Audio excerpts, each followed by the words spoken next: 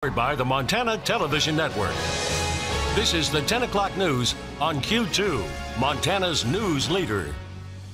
Good evening, everyone. Thanks for joining us tonight. I'm Jeanelle Slade. And I'm Jay Cohn. A state of emergency underway in Northern California tonight as fire crews there work to contain at least 15 fast-moving wildfires. At least 10 people are dead and at least 1,500 homes and structures burned as flames tear across wine country, forcing thousands of evacuations. Further south, crews are also tackling another fire that sprang up just in the past 24 hours. Danielle Nottingham has the latest from Santa Rosa, California. Authorities in California worked throughout the night battling multiple wildfires, the largest ones burning in Northern California's wine country. Armageddon. It's just gone. Everything's gone. At least 15 wildfires ignited in the region Sunday, forcing the evacuation of at least 2 hospitals. This is my neighborhood in flames. Tens of thousands of residents in Napa and Sonoma counties fled their homes. Late Monday, officials imposed a mandatory curfew in the city of Santa Rosa for sunset to sunrise to keep looters away. Anybody who is out in those hours will be subject to stop and potentially arrest. Here in Santa Rosa in Sonoma County, you can see the wildfires decimated house after house. Authorities say high winds and low humidity helped the flames spread quickly. It was very, very windy, very dry wind, and it was very taxing for the entire city. Those conditions also fanned a massive brush fire further south in the Anaheim Hills area early Tuesday that destroyed several homes. As residents rushed in to save animals there, Joseph Payne and his family got to work. We grabbed the garden hose, a power washer, and buckets of water because we have a pool. We just started putting it out. About 500 firefighters are now battling the inferno. Officials anticipate 1,000 to be on the scene come Tuesday morning. Danielle Nottingham, CBS News, Santa Rosa, California. In all total tonight, more than 20 major fires are burning in California. And turning to weather, Bob McGuire joining us. Those winds in California are actually affecting our weather here in our region. Yeah, in kind of a weird way because they have the high pressure cell on one side of the jet stream. We have an upper level low pressure cell was on the other side of the jet stream, and that caused some snow last night across Montana. Take a look at this. You can see here, there's what we had. We had a little bit of snow, like 17 miles southeast of Burgess Junction, had 6 inches of snow. 7 miles away from Burgess Junction had 5 inches of snow. Cook City had 3. Red Lodge had 1 inch of snow, and 18 miles west of Fishtail had 10 inches of snow. But not only that, after that storm started there, it dropped all the way down to Colorado. And look what happened in Denver this morning.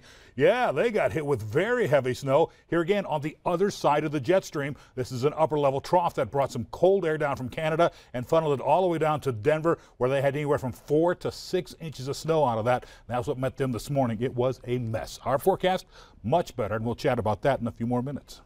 All right, thanks, Bob. Well, speaking of snow, nearly a week since the season's first snowstorm buried part of Montana's High Line with 2 feet of snow. More than 260 customers there remain without service. Northwestern Energy spokesman Butch Larkham says those still without service are scattered from Havre east to Malta. The largest concentration of those without power are in Chinook, Zurich, Harlem, Fort Belknap, Savoy, Dodson, and Wagner areas. Larkham points out that many of those without service are not homes, but rather irrigation pumps, corrals, and other electric users who are the lowest priority. The biggest impact from the storm, 360 power poles that snapped under the weight of the snow. I guess in the big picture, we started with about 9,000 customers out of power, and we're down to about 265 or less probably by the end of the day. But it's kind of a sign of how rural this area is. The customers are really widely spread apart, and then we've had pretty significant damage to our electric system that kind of connects them all, and so we've had to rebuild a lot of that, and so it's been slow going, and it's been tough for people up there. There's no doubt about that. Larkham says 190 of the power poles have been repaired, but crews still have another 170 to go as crews repair significant chunks of that area's electrical system. Now, the company's goal is to have all residential customers back with power by midweek. Laurel School District will look to taxpayers to help with growth expected the next 20 years. But the bonds are a big ask. Tonight, several dozen people listened in and asked questions at the district's presentation. The master plan in Laurel includes creating a new 3rd through 5th grade elementary school. Plus, the district wants to add career and technical education something that's not available to students right now. It would also add staff and reduce crowded classrooms, providing space for more than 500 additional students over the next 20 years.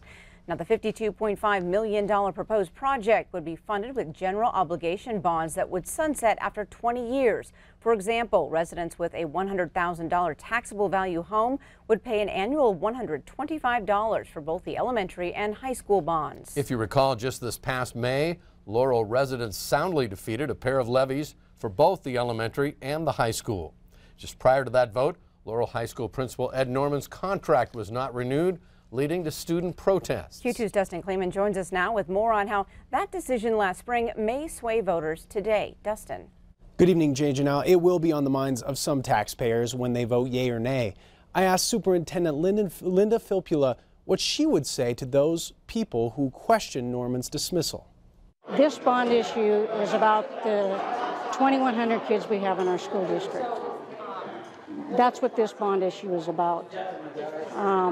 It's not about any of the adults. It's not about Ed Norman. It's not about Linda Filppula. It's not about any of the Board of Trustees. It's about the 2,100 kids in our school district. That's why we're running a bond. That was my decision to make. I made that decision and I stand by that decision. Now we need to point out one could pass and another fail. If that's the case, say the high school passes and the elementary loses out, that money from the high school isn't going to go to the elementary side. They can't spread the number throughout. So it'd be just one or the other. Obviously, people will be getting, it's a mail-in ballot election. They'll be getting that in the next week. You can go to ktvq.com for any of the project's details, frequently asked questions. That story is on our website right now. All right, thanks so much, Dustin. President Trump following through now on one of his campaign promises, this to do away with the controversial Clean Power Plan, but the legal battle may just be starting. EPA Administrator Scott Pruitt says he plans to sign a proposed rule tomorrow, the first of several steps his agency will have to take. It turns out proposing a rule to undo regulation takes the same time-consuming, legally defensible process used to adopt the controversial rule in the first place. But Clean Power Plan supporters vow this is just the beginning of the battle. David Donger with the Natural Resources Defense Council says the EPA must still hold a hearing, take public comment, and issue a final repeal. Donger says the agency will have to respond to all legal, scientific, and economic objections raised. 24 states, including Montana and Wyoming, sued the federal government 2 years ago, challenging the Clean Power Plan. It's a plan that targets coal-fired power plants that account for nearly 40% of U.S. carbon dioxide emissions. But the entire issue has been tied up in the courts under a Supreme Court ruling that put the plan on hold in light of the legal challenge. Obama officials touted the Clean Power Plan as key to protecting public health given the dangerous air pollutants and carbon emissions.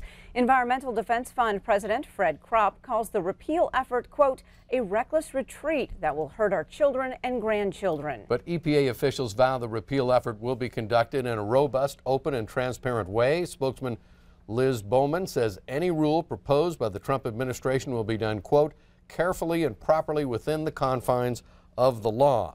In announcing his intentions over the weekend, Director Pruitt criticized the Obama administration for using the EPA to pick winners and losers in how we generate electricity in this country. China, on the other hand, is doing the opposite. Ben Tracy reports that coal is on the way out there while solar power is on the way in. On a farm in northern China, they are planting a new crop. Nearly 200,000 solar panels in the heart of coal country.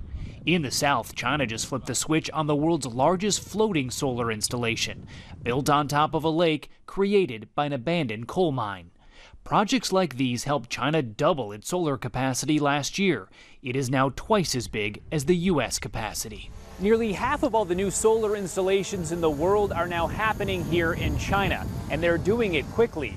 Greenpeace says they're installing the equivalent of a soccer field full of solar panels every hour of every day. We have 28 solar power plants in operation in China, and 3 more are under construction. Maggie Chio is executive president of Panda Green Energy.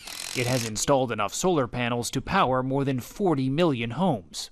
Why are you building so many solar farms? We intend to bring a better future to our next generations by using such clean energy, reducing the air pollution. That's the company's mission. It's also the government's mission. It's spending hundreds of billions of dollars to subsidize renewable energy as China tries to wean itself off coal, still its dominant power source, and the reason for its notoriously toxic air. But China now produces 2/3 of the world's solar panels and has become a major competitor for the U.S. solar industry, which employs 250,000 American workers. Ben Tracy, CBS News, Datong, China. Still to come on tonight's 10 o'clock news, it seems that the future of a high-tech Montana, well, it's just a click away. We'll take you to the summit. Plus tonight, these Montana breweries have the hops with chops to make it big on the national stage. And later in sports, Scott has a story that will close out your Monday with a smile. You're watching MTN News with Jay Cohn and Jeanelle Slade. Storm Tracker weather with Bob McGuire. And sports with Scott Green. This is the 10 o'clock news on Q2, Montana's news leader.